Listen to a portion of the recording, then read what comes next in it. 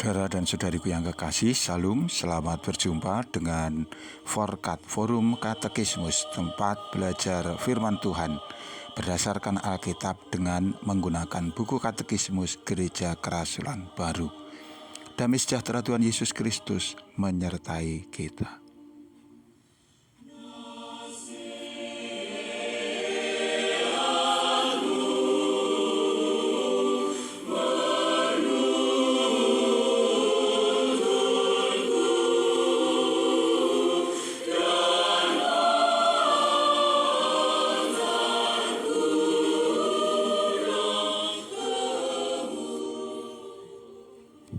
Saudaraku yang kekasih, kita sampai pada soal yang ke-90. Apakah manusia harus tetap berada dalam kematian rohani? Manusia tidak dapat membatalkan kondisi perpisahan dari Allah oleh diri mereka sendiri.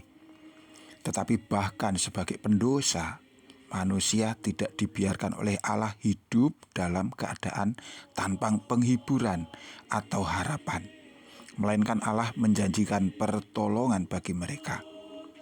Allah tidak meninggalkan mereka dalam kematian rohani, melainkan dengan pengutusan putranya, yaitu penjelmaan Allah di dalam Yesus Kristus, juga dalam kematian Yesus sebagai kurban dan juga dalam kebangkitannya, Allah telah menciptakan kesempatan bagi manusia untuk dilepaskan dari kematian rohani. Sebagai acuan pertama, di mana Allah hendak menolong manusia melalui kurban Kristus, telah dinyatakan oleh Allah yang itu ditujukan kepada ular, yaitu perwujudan iblis saat itu, dengan kata-kata yang demikian.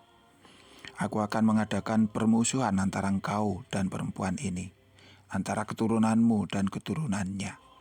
Keturunannya akan meremukkan kepalamu, dan engkau akan meremukkan tumitnya. Kejadian 3 ayat 15.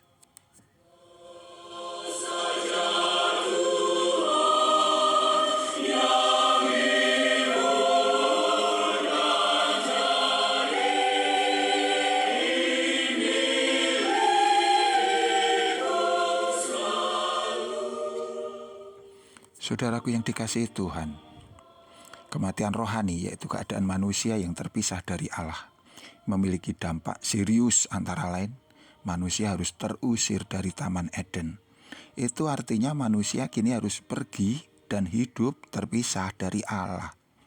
Ini juga mengandung makna manusia harus mengalami hidup yang keras dengan berbagai penderitaan yang menyertai.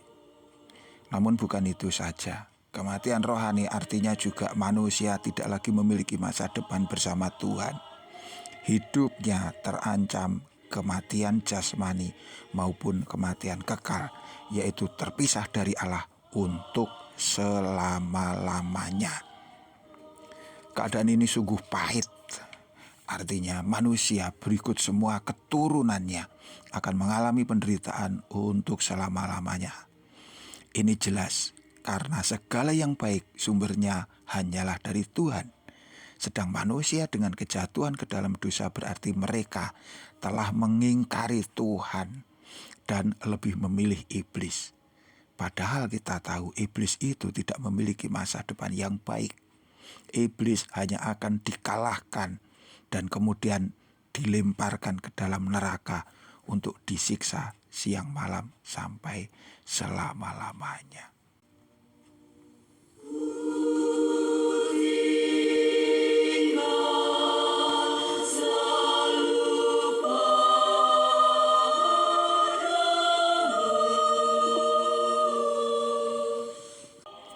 Saudaraku yang kekasih, keadaan manusia yang menyedihkan ini tidak harus berlangsung untuk selama-lamanya.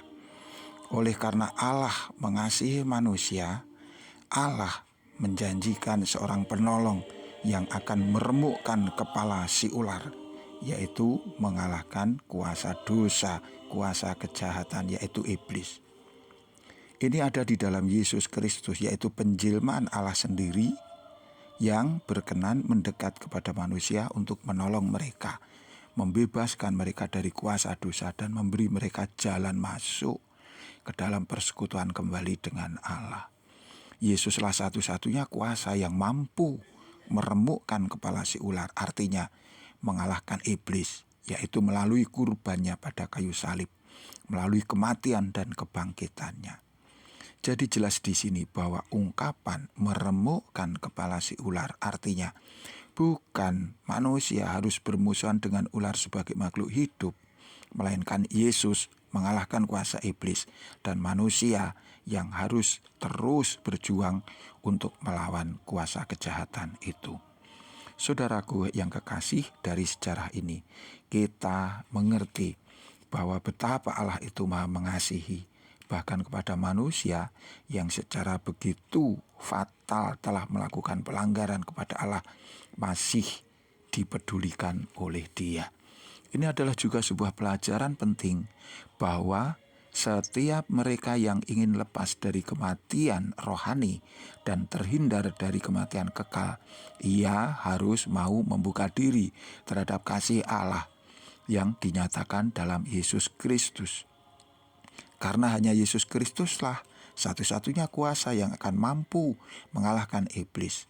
Sedangkan manusia tidak memiliki kemampuan apa-apa untuk melawan iblis jika ia tidak mau percaya dan mempercayakan hidupnya, dirinya kepada Tuhan Yesus.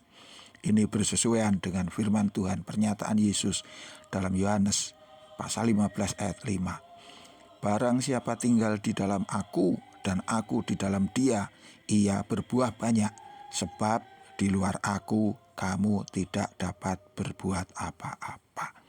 Saudaraku, iman kita kepada Yesus sungguh berharga. Ini adalah anugerah terbesar kita. Mari terus kita jaga dengan kita percaya kepada Dia dan hidup dalam ketaatan kepada Injil. Tuhan memberkati kita. Sampai jumpa. Amin.